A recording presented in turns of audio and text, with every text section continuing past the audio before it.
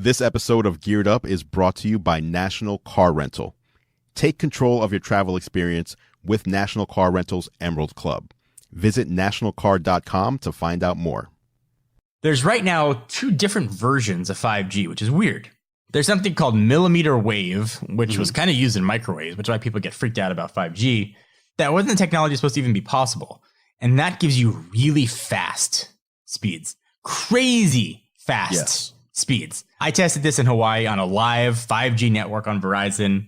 And there's a video on Instagram, actually, of me doing this. I took over the Qualcomm's Twitter, and I got 1.4 gigabits down. 1.4 down, which is insane. Now, it's not on the upload yet, but that is crazy. But the catch is, if I took 2 steps to the left, it dropped down to, regular LTE. Or if it was raining, or if somebody walked in front of the signal, it's not that fast. It drops. You need essentially direct line of sight. So that's not the best way to go for 5G. The other option is something called sub-6. It's below the 60 megahertz, gigahertz spectrum. And it goes through walls. And it's sort of more widespread. And that's what T-Mobile's doing. But you don't get those 1.4 speeds. You get really fast LTE speeds. You get 200 or 300 down, which are still insanely fast. So I tested that too. And those are the speeds that I saw. But what's going to be interesting with Qualcomm announced is chipsets that support both of these. And that's what carriers are going to be doing. Welcome to Geared Up, brought to you by National Car Rental. I'm Andru Edwards. I am back, and I am John Rettinger. Geared Up is your weekly look at the world of consumer electronics and gadgets. And as John said, he's back. Last week, we had Kevin the Tech Ninja and Dan Barbera from Mac Rumors. And it took 2 people to fill your shoes. And I don't even know if we accomplished it. Listen, they did an admirable job. Both very talented dudes who I think more than filled my shoes, but I'm happy to be back in my own shoes. And listen, Andrew, I know we have topics to talk about. And before when we did our little meeting before this, yes, I said I had questions for you.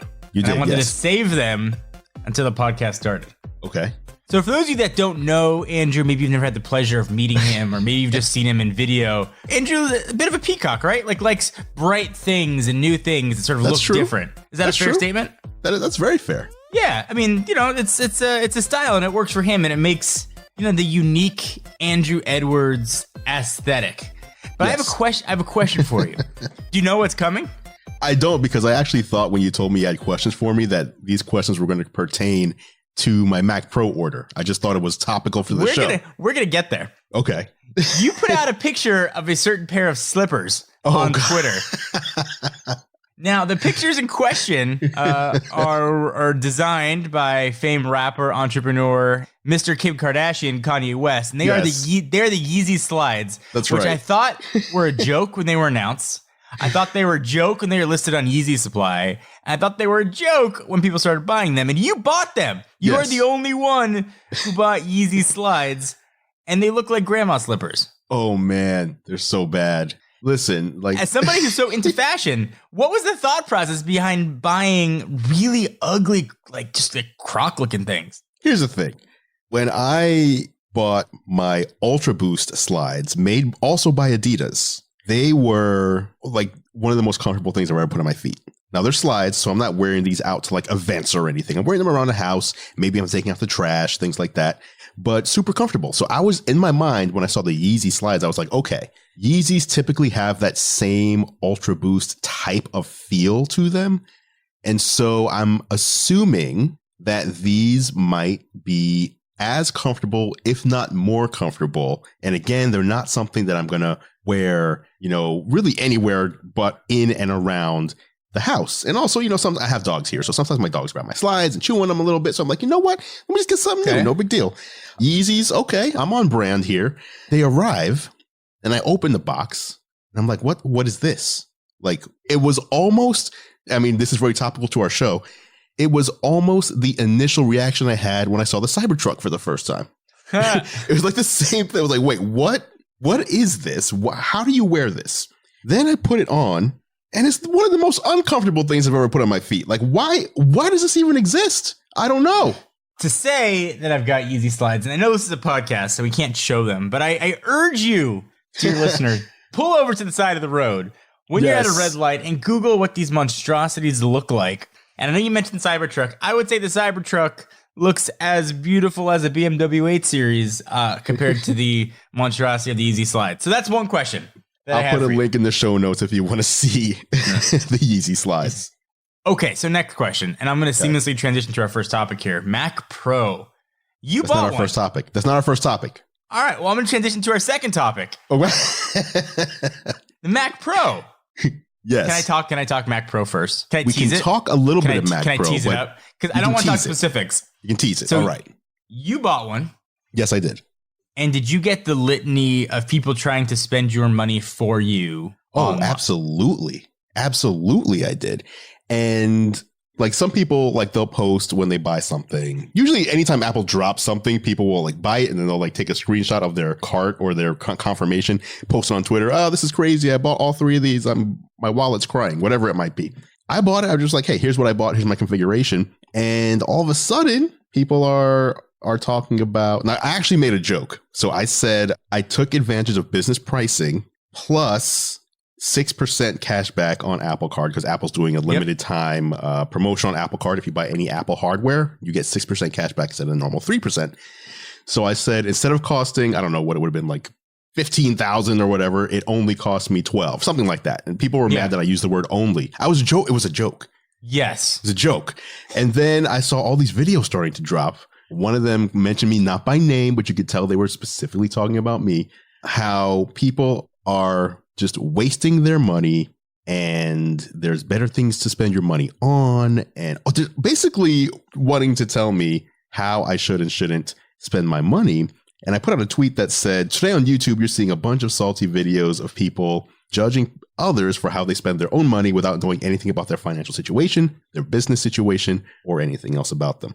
And it's just interesting how that happens, where if you don't need something or have a need for something or see a need for something, then no one else should have that same need. And if they do, they're making a mistake. Agreed. So we'll save that topic. We teased it, and I will now I will hand the reins back to you to lead us into our show. Fair enough. So yes, Mac Pro we will be talking about after the first break. I do own a pair of Yeezy slides. They are in my house right now. I regret it 100%. I'm actually probably going to be, I don't even know if you can return these things, but I don't want them. So I'm either going to return them or put them on StockX or whatever, just to get them out of here. They're terrible. But first topic of our show this week is going to be the announcement, the reveal on the annual Game Awards of the Xbox. The surprise reveal. Yeah, no one expected this. The Xbox Series X. It's basically the full realization of Project Scarlet. We now know the actual name of the product. We know what it will look like. We have even more information on how powerful it's going to be. So the next Xbox coming holiday 2020, which basically means about 11 months from now. It's sometime in early November before Black Friday. The new next generation Xbox will be on sale. So the very easy to pronounce, easy to remember name, they really went easy this year. And they want it to be simple. You've had PlayStation 2, PlayStation 3, PlayStation 4, you're going to have PlayStation 5, Xbox. Yes. This is called the Xbox Series X. Yeah. That's interesting. Bad naming scheme. But I get not naming it by numbers. It would have always been one behind Sony. So I get that. Right. Oh, that's true. So there's a couple things to talk about. First, the looks of it. They pretty much just built a really beastly PC and didn't even try to hide it. They put it essentially looks like a PC tower. It looks like one of those Linksys Velop routers, but black. Yeah, or like a shoebox. That's true. Yes. Yeah, like one of the Jordan shoeboxes. I mean, so it's a weird looking console. You can orient either vertically or horizontally, but the looks I don't think matter. I don't think Microsoft has ever beaten Sony at the looks department when it comes to the aesthetics of their console. That Xbox 360 though, hold on. The Xbox 360 versus the PS3. Come on. I liked the glossy PS3, but I've always been an Xbox guy, so I feel like I have inherent bias there. Okay. But I do feel like generally speaking, the Sony consoles have looked better. At least at launch. Okay. So here's what we know about the former Project Scarlet, the Xbox Series X. So it looks weird, but they are saying world-class visuals. They showed a trailer. So things you'd expect, 4K 60 will be standard. They said the possibility, which seems kind of nebulous, or I don't know if you're going to need something external, of up to 120 frames per second. Yes. Support for variable refresh rate, which is awesome. And 8K capability, which is going to be really huge, I think, for people during the life of this console, especially if you consider it's probably going to have a, 8 to 10 year lifespan on it. Probably closer to 8, I'd say. But yeah. Yeah. So they're also, they're obviously it's SSD based. So they're saying you'll have almost no load times on the console. Very nice. Yeah, pretty heavily integrated with the cloud, like things you'd expect. And they showed the visual. So they showed a trailer for, I'm going to massacre the name, but Hellblade 2. Yeah, but it's Senua Saga. Yes. And that looked like a movie, like an insane person screaming. Essentially all the trailer was, this weird like skull lady screaming. The visuals look ridiculous. And supposedly those were taken directly from the game. In-game. Even gameplay, not like cutscene, which you can't really, which is ridiculous. So if you take the best looking cutscene you have ever seen on a PS4 Pro or Xbox One X, is it fair to say that the in-game footage looks like that? Oh, for sure. At least with this gun. And obviously, when you're doing a reveal, which is going to have a lot of attention on it, you're going to put your absolute best foot forward. So I don't know if this means that it's going to be indicative of every in-game, any game that you play. But for a game that's very early in development, which obviously the soonest you'd be able to play this game is if it's a launch title a year from now, it bodes well for what we're going to see with the Series X. Yeah, it bodes really well. And you consider even, 2 or 3 years down the road after release, when developers have had a chance to sort of get the most out of these consoles. It's a beast. We don't know pricing, obviously. We don't know storage size. It's going to be built in. The new controller is a little bit different. They sort of made it look more like the second generation Elite controller, which I think is great. Right. But it looks like an Xbox controller for the most part. So the big questions now are price and then the actual release date. Those are the two. And the release date, obviously, I mean, you're looking at late October, early November. Even if we don't have the exact date, that's what holiday 2020 means. Yep. The other question I think that we have, though, is I think the name indicates and implies that this is not going to be the only Xbox next gen. The Series X is not the only. By using the word series, what you're telling me is that we'll probably see a Series S. And that maybe mid-cycle, we'll see what we saw with the current Xbox, like a new version of an Xbox One X. So like a mid-cycle bump to make it even more powerful. I'm expecting that we're going to see the 120 frames per second be at 1080p. 4K 120 sounds super ambitious. And I could be wrong, but it sounds super ambitious. And I'm making the assumption and prediction that if you want 4K 120, then you're going to need to get an Xbox Series, I don't know, Z or whatever, which comes out in like 4 years or something like that. Also 8K, like it says they're going to support 8K gaming. I was shocked because I actually made the assumption that 8K was going to be for things like Netflix or something where like we can support 8K output. So if you're streaming, you can do 8K streaming when that becomes a thing. But I wasn't expecting 8K gaming out of this because usually like a game console is basically almost an entry-level gaming PC. Isn't that fair to say? Yeah. So if it's like $500 or $600, it's not going to be able to do what your $1,800 PC gaming tower that you got from Alienware is able to do. And so even those types of machines struggle with 8K gaming, especially frame rates up to 120 games and ray tracing and variable refresh rate. So I don't know what. I mean, maybe they're doing something like magical in these Xboxes that I don't know about, but it just seems so crazy. They were creative with the wording. So from the actual official Microsoft blog, so news.xbox.com, here's how they worded it. Okay. Which makes me think that maybe we won't see this. So from a technical standpoint, this will manifest as world-class visuals, 4K and 60 FPS, with possibility of up to 120 FPS, including support for variable refresh rate and 8K capability. So is it possibility of 8K capability? Like maybe we'll get it? Right. It didn't sound like they're announcing it. Yeah. Interesting. They're still working it out. Yeah, it sounds ambiguous. I'm excited what this will do for upscaling. So for folks that use their consoles for media, what is it going to do for upscaling content? You figure in the life of this TV, 8K panels will become more mainstream. Yeah, for sure. What is this going to do for that? What's upscaled 1080 to 8K look like? What's upscaled 4K look like and 720 and that kind of stuff? It'd be very intriguing to see what they do with this. I'm excited, man. Like I am a gamer. And so like I'm a day one back in the day. We talked about this before. Like you didn't really stand in line for a lot of things. I was like standing in line in the cold. Sometimes it was snowing during the line wait for the Xbox 360. So I'm very excited to see what this is going to do. Obviously, it's geared towards games in particular. Mhm. What kind of games are we going to be seeing? What kind of experiences are we going to be seeing? What is it going to look like? I'm just excited. Yeah. This is really cool. So are you mostly on the console side? Are you you Xbox or you PlayStation? Or you don't care? You're both? Okay, so this is interesting. I've owned, starting with the Xbox 360, I've owned every PlayStation and Xbox and Nintendo console that was available at that time. So I've owned 3 consoles at a time for the past couple of generations. Prior to that, I was a hardcore just Nintendo guy. I play the Xbox so much more that if I had to guess, and I got my PlayStation 4 the day it came out several years ago, I've probably turned that console on less than 20 times, and the Xbox has been turned on hundreds of times. I don't know why it is, but I default to the Xbox, probably because most of my friends are on Xbox too. And so like if you want to do gamer tag sharing or anything like that. And back in the day with Xbox 360, the achievement thing kind of drew me in. Like, oh, let me try to like meet these different challenges that they were throwing out there, which neither of the other two had at the time. Like trying to get my gamer score up just as a, personal challenge. So nowadays, I don't know. I think Xbox just lured me in back then with those things. And I've just been more on the Xbox side. I'll only use my PlayStation to play games that are only on the PlayStation. But anything else, if it's on both consoles, I'm going to play it on the Xbox. That makes sense. What about you? I've always, even since the very first gen Xbox, that was the first console I went away from Nintendo. I've always been an Xbox guy. I think it just comes down to the controller for me.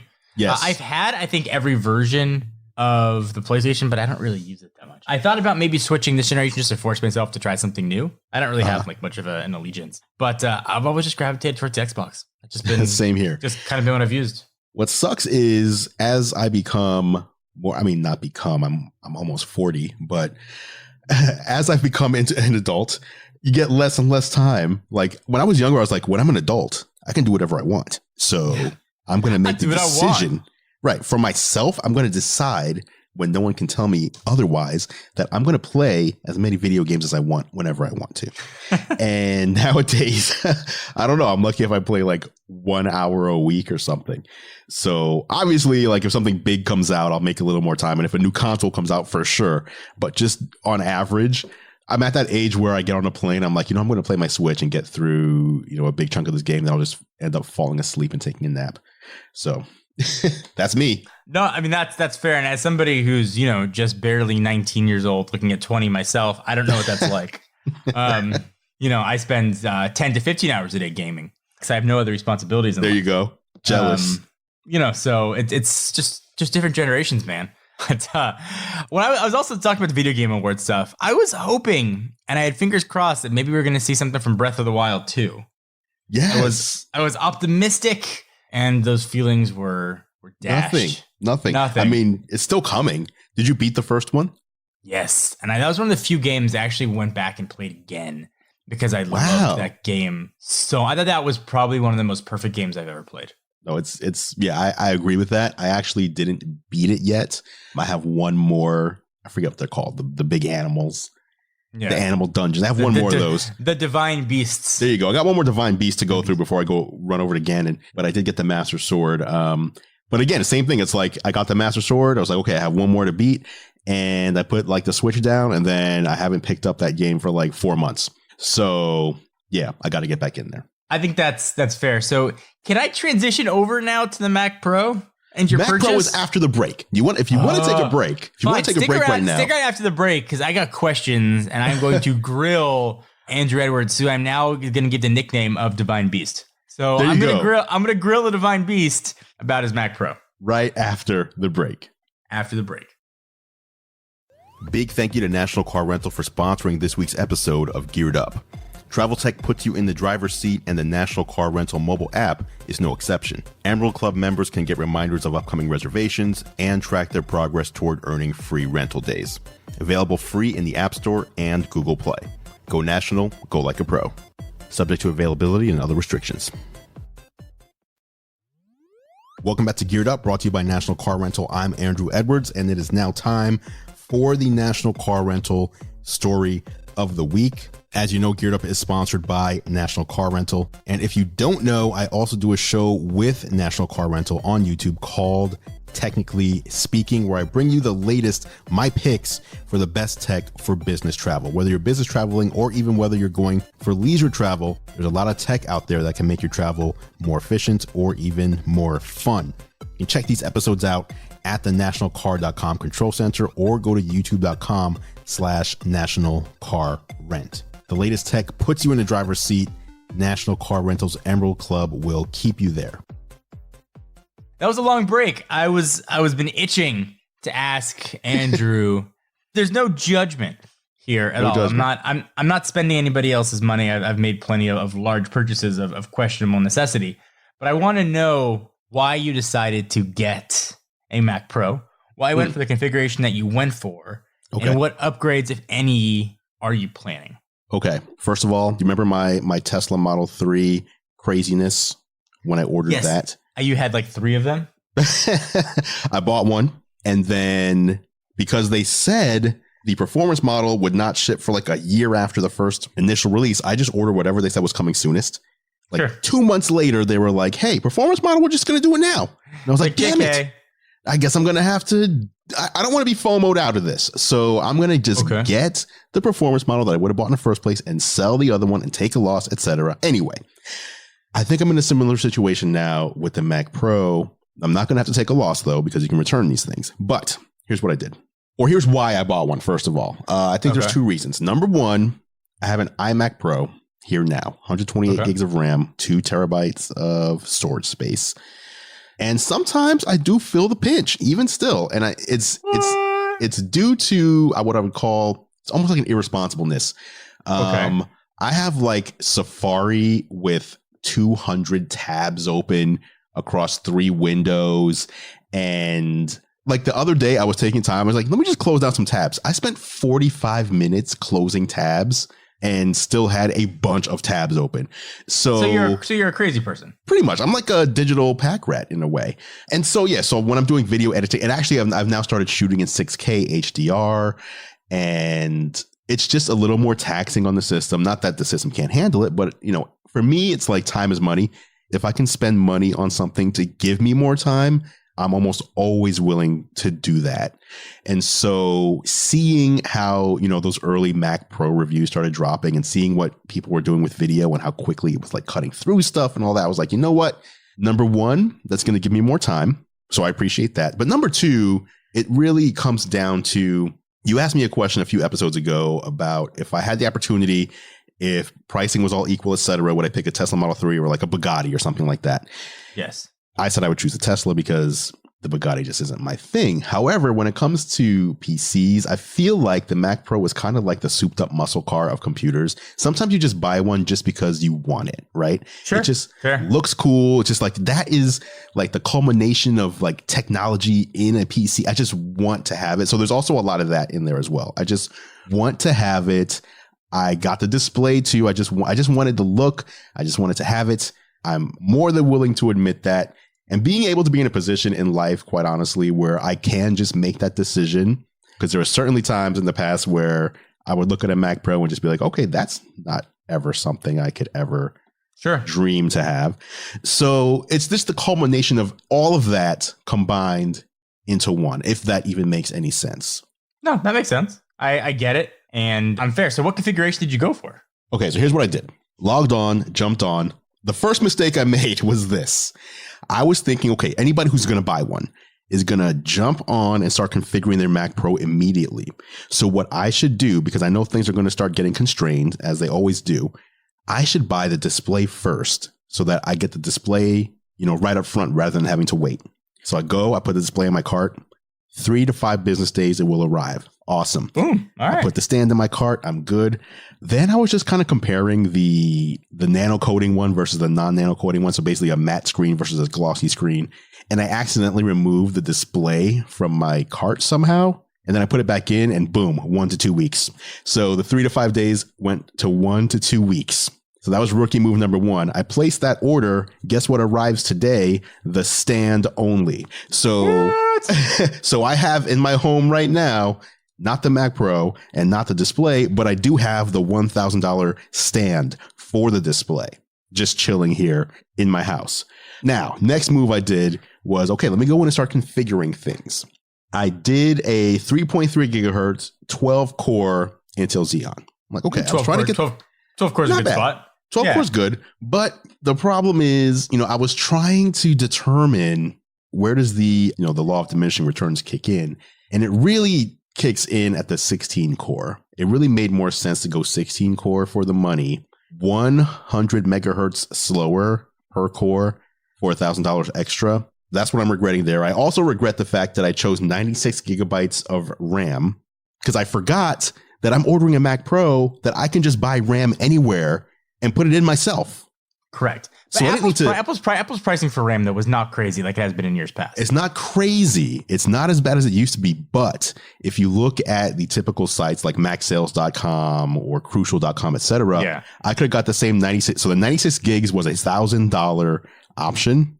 I could get the exact same memory for $50.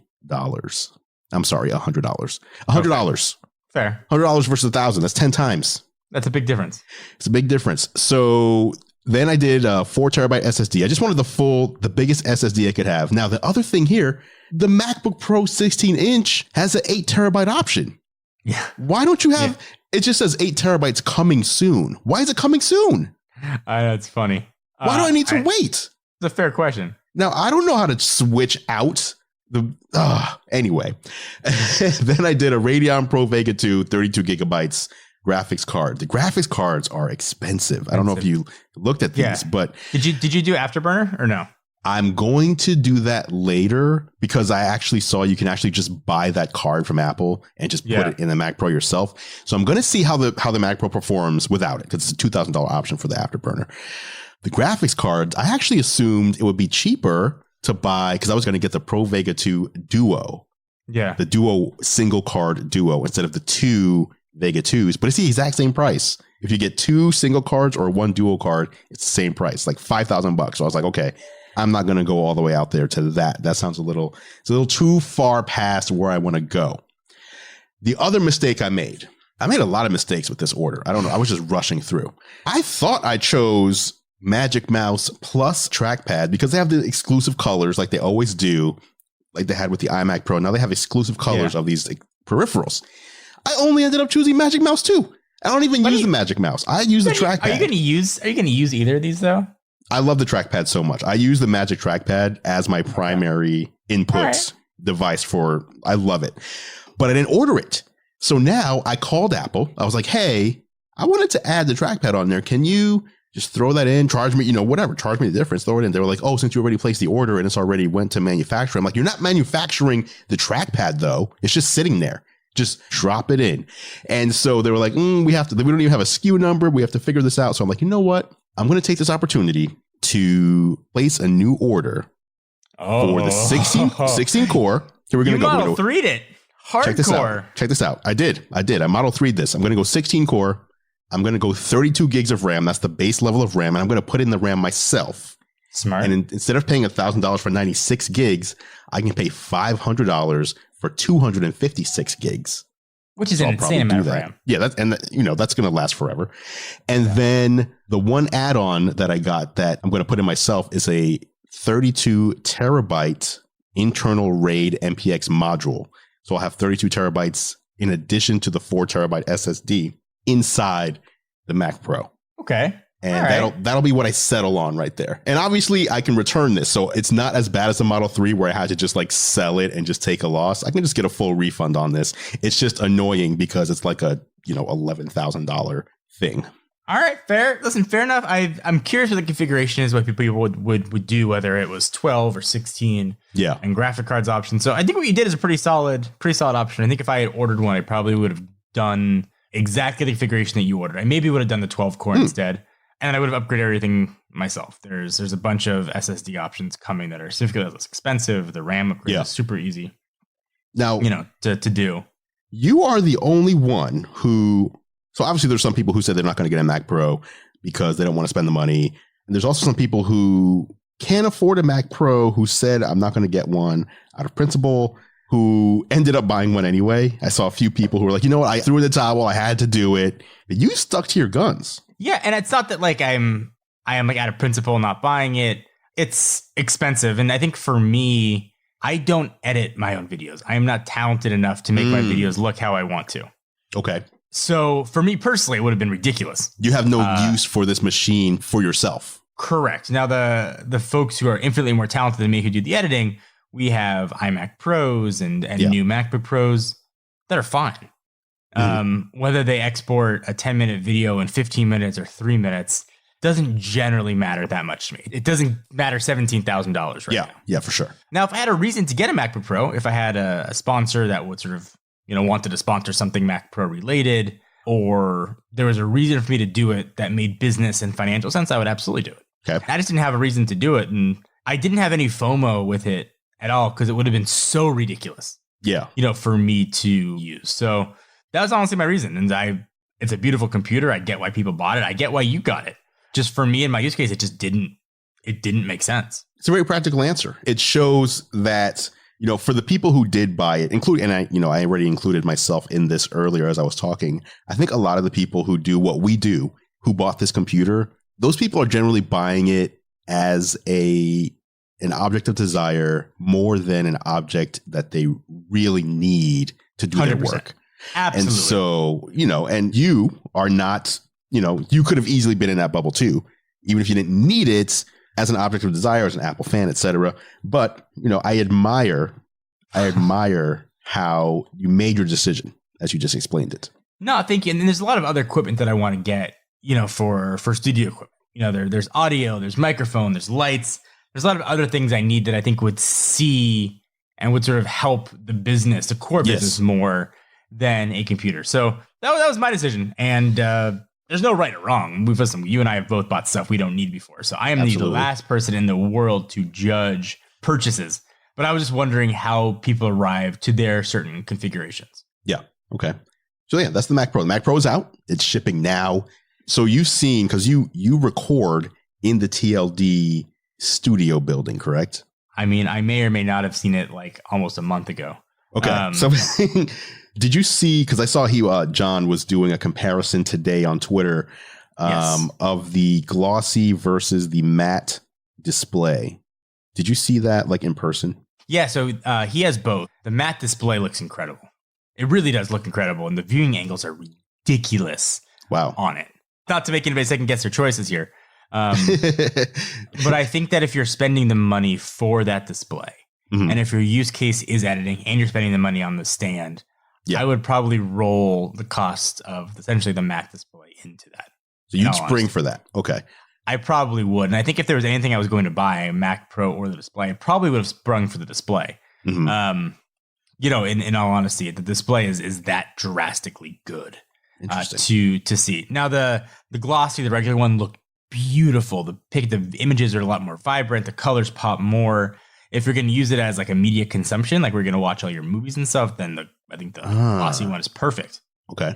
But they look absolutely beautiful. These are stunning, incredibly beautiful pieces of hardware. I think that's more impressive for me than even the Mac Pros are. Yeah. 6K displays, which sell for $5,000 each plus your mounting option, whether it's the $1,000 stand or the $200 decent mount.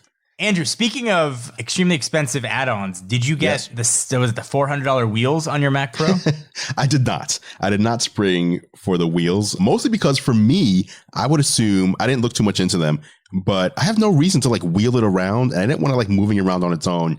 So it's like, I wanted this thing to stay where I put it. So if I'm putting it like on top of a desk, don't wheel and just fall off casually. I don't need that happening. Fair. All right. So that is Mac Pro. That's Mac Pro. Can I give a little update on, I know we talked about it over the months we've been doing the podcast, my car situation, a little personal update? Please. I am waiting with bated breath for this. So just to recap for a moment, John has a Tesla Model X. The lease is ending. He wasn't sure if he's going to get a truck or a Model 3. He ordered the Model 3. What's that? Ends in 2 days. Oh, the lease ends in 2 days. All right. So this Sunday, the lease is over. And we are waiting to find out if your Model 3 is going to get built in time. Are you going to pick up the Model 3? Are you going with a Ford F-150? You did order a Cybertruck, but that's not going to be ready anywhere near in time. So where does the saga leave us now? So I placed my order for my Model 3 almost 2 months ago to the day on October 15th. Okay. I figured my lease is up. I don't want to get stuck in the end of quarter. Sometimes there's quality issues. I'd rather just get it early. So 2 months I've ordered my Model 3. And I am excited to tell people that sitting in my garage right now is a beautiful Model X. My Model 3, they have no idea when the Model 3 is coming. I don't even have a VIN number. No. I don't have a delivery estimate. All they're telling me is you'll definitely be before the end of the year. Nobody knows what's going on. Nobody knows why. Definitely before the end of the year. End of the year. But I was like, my lease is up in 2 days. They're like, oh, you have a 10-day grace period. I'm like, okay, but what happens after the 10 days if I don't have the car? Like, we'll cover costs for you of keeping your X. So I'm annoyed at the process. Part of me just wants to go to the Audi dealership and just pick up an e-tron and be done with it. Don't you dare. I'm annoyed that it's been 2 months now, and I don't even have a VIN. And even beyond that, I don't even have a delivery window. A couple weeks ago, it was like, oh, week of the 8th, you'll have it. Like, your car, you'll get the car. Yeah. And then the 8th, they're like, ooh, yeah, maybe like by the 18th, but maybe not by the 18th. So now I'm going to be stuck in like Q4 rush, and that is not what I was looking for for my next car. So moral being, I've not been great. And I'm kind of racing Danny Winget, who ordered his car, I believe, 2 weeks ago. Right. I'm curious. We'll see who gets theirs first. Why do they stop building? I'm confused. Like, how did they get to this point? They were diverting production, I guess, to Europe. And then they just started bringing their production back for the U.S. markets, but they're doing like East Coast first because they take longer to go on the trucks. And like, I have friends that I work with that ordered their Model 3 on like a Wednesday and then got their cars on Saturday. Yeah, exactly. And I think like Keaton Keller even ordered his car on like a Saturday and got it Saturday night. I mean, so like that's people hilarious. In the past have gotten their cars very quickly. I don't know what makes me unlucky in this case, but I did want to give an update because I don't have any update. And I really, can you tell us what did you order? What was your configuration? Sure, happy to tell you. I looked a lot at Andru Edwards videos. I've always wanted red in a lot of cars, but I never did it because I'm like, it's too flashy. But since I'm only doing a 2-year lease, I went for red on white performance. Yes. And I'm getting the new black, darker gray 20-inch performance wheels. The wheels, yes. Which I'm pretty excited about. That's why I just want the car. I've got a drawer full of Tesla Model 3 accessories waiting to be installed and used, but I can't use any of them because I don't have a car. Okay. It's coming soon, though. We're talking about first world problems and tiny violins, but I'm still going to share it. Yeah, I mean, that's 8. They're saying you'll have it within 18 days. I mean, in theory. Hopefully. I'll believe it when they tell me it's ready. Like, they're going to tell you it's ready, like, as you're landing at CES in Vegas. Hey, car's here. Car's here. Come get it. Great. Thanks, jerks. All right. Let's finish it up with the reason that you were away last week, aside from being on a vacation with your lovely wife in Hawaii. Correct. There was also the Qualcomm Snapdragon Summit, a big part of which was the launch of 5G, the upcoming chips that are coming later this year, but also T-Mobile, almost in conjunction, launched nationwide 5G, and you were actually able to get your hands on this. Yeah, so I want to do two things. So Qualcomm announced the Snapdragon 865. It's crazy fast. Things you'd expect. If you want to know anything about the 865, essentially it'll be way faster, but it'll bring Android phones up to video parity with what the iPhones can do. It'll make the video really outstanding on Android devices. And that was an area where I think Android needed to improve on. Yes. So the big deal was 5G and their X55 modem. For people that don't know, and I don't know why people would even know anyway, there's right now 2 different versions of 5G, which is weird. There's something called millimeter wave, which was kind of used in microwaves, which is why people get freaked out about 5G. That wasn't the technology supposed to even be possible. And that gives you really fast speeds, crazy fast speeds. I tested this in Hawaii on a live 5G network on Verizon. And there's a video on Instagram, actually, of me doing this. I took over the Qualcomm's Twitter, and I got 1.4 gigabits down. 1.4 down, which is insane. Now, it's not on the upload yet, but that is crazy. But the catch is, if I took 2 steps to the left, it dropped down to, regular LTE. Or if it was raining, or if somebody walked in front of the signal, it's not that fast. It drops. You need, essentially direct line of sight. So that's not the best way to go for 5G. The other option is something called sub-6. It's below the 60 megahertz, gigahertz spectrum, and it goes through walls. And it's sort of more widespread, and that's what T-Mobile's doing. But you don't get those 1.4 speeds. You get like really fast LTE speeds. You get like 200 or 300 down, which are still insanely fast. So I tested that too, and those are the speeds that I saw. But what's going to be interesting with Qualcomm announced is chipsets that support both of these. And that's what carriers are going to be doing. You're going to get phones that are now going to support both sub-6 and millimeter wave, and also gigabit LTE. So you always have something fast coming in. And it was just cool to experience and sort of see 1.4 gigabits on a phone. Right. My internet speeds at home, and I have fiber, is 1, like max. I don't even see 1. We're talking like 1.4 times my theoretical max on a phone. Like not even hardwired into anything. Right. Is insane. I wanted to download everything. That's downloading your entire life of photos, downloading movies in seconds, albums in milliseconds. It's crazy. So it was really cool to experience, and it was a tiny bit, a taste of the future of mobile data. And I think 5G is going to be really incredible, not just for data speeds, but for the number of things it brings online with it. Yes. Now, cities, cars, all kinds of other stuff. You're talking about millimeter wave, which, as you said, you stepped to the left or to the right, and your connection basically drops. Yes. Did you try T-Mobile's version of 5G, which is the other sub-6? Yep. Sub-6, yes. I tried sub-6, and I got a solid 200 or 300, which is crazy fast. But that was probably more gigabit LTE than it was 5G, despite it showing 5G. Yeah. But still insanely fast, and like not to like poo-poo it, but also it goes through walls. And if somebody walks in front of you or it rains, you still get those speeds. So different approaches. All carriers are going to be doing some version of both. You'll have millimeter wave and sub-6. You'll get kind of everything. It's just going to take a lot of time. I'm curious, like how, it's almost hard to imagine the world that we live in before 4G was a thing. Like 4G allowed us to walk around and be at the grocery store standing in line and pull up a YouTube video or, catch up on Netflix or whatever, listen to Spotify, just stream whatever you wanted to without even a thought.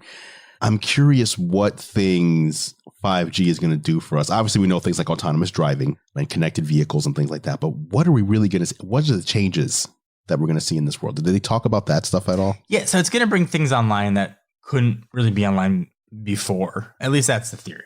So it's going to do a lot of cool things for cloud processing. So things that can take a lot of their processing to the cloud. So, VR and AR is a big one. Even things that'll now have access to, essentially 12 core processors without having to have an actual PC is pretty incredible. So phones, their capabilities now, they can sort of offset a lot of their processing to the cloud, presumably save battery life, but also can get just crazy performances. Is awesome. Cars, talking infrastructure, is a really big one when you need that faster connection. But obviously that's also on the upload speed too, and that's not coming for a long time. So there's a lot of hurdles to get through. And also imagine 5G in the home too. Imagine you don't need cable run to your node or cable run to your house. You get a really solid Verizon 5G signal, and that just broadcasts that out, and suddenly you're getting a gigabit speeds in your house with nothing. Yeah, that's crazy. That's awesome. So that is awesome. I was pretty excited to see it. Maybe I drank a little bit of the Kool-Aid while I was there because I was in Hawaii, and it was my first time away since my wife and I had kids together. So that was amazing, but it was just really cool to see, and it was a small little slice of the future, I thought.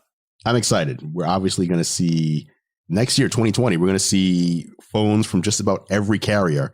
5G is going to start to go mainstream in 2020. So it's a big deal.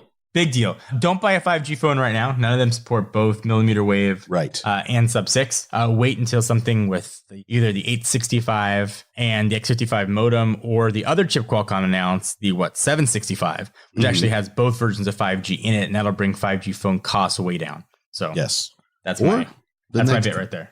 The A14. Yeah, or the A14, which presumably will do everything. Apple, I don't think, would release it if it didn't handle everything and give a really good experience. Cool. Well, there you have it. That is our show for this week. Next week, we didn't have time this episode, but next week, we're going to talk about the 2020 iPhone lineup and what Ming-Chi Kuo, the Apple analyst, has been saying he's expecting. Yes. Some big changes coming, it seems, for the iPhone lineup. So that's a teaser for next week. But for this week, thanks to National Car Rental for sponsoring, and thank you to Yeezy for making the terrible Yeezy slides. I'd like to thank you. Thank you, Mr. West. And thank you, National Car Rental. And that is it for this edition of Geared Up. Thank you so much for listening. Of course, you can catch John and I on YouTube. I'm at youtube.com/gearlive, and John is at youtube.com/John4Lakers. Feel free to head over and subscribe to our channels to stay up to date on all the latest tech. Speaking of subscribing, you can subscribe to Geared Up in your favorite podcast app if you haven't done so already. Just search Geared Up, that's 2 words, not one, in Apple Podcasts, Spotify, Pocket Casts, Overcast, or really wherever you choose to listen. If you like what we do, please consider leaving us a rating and review. It really helps other people find the show. Geared Up is a Gear Live podcast, and you can see more from us at gearlive.com. Thank you so much for listening. For John Rettinger, I'm Andru Edwards, and we'll catch you in the next episode.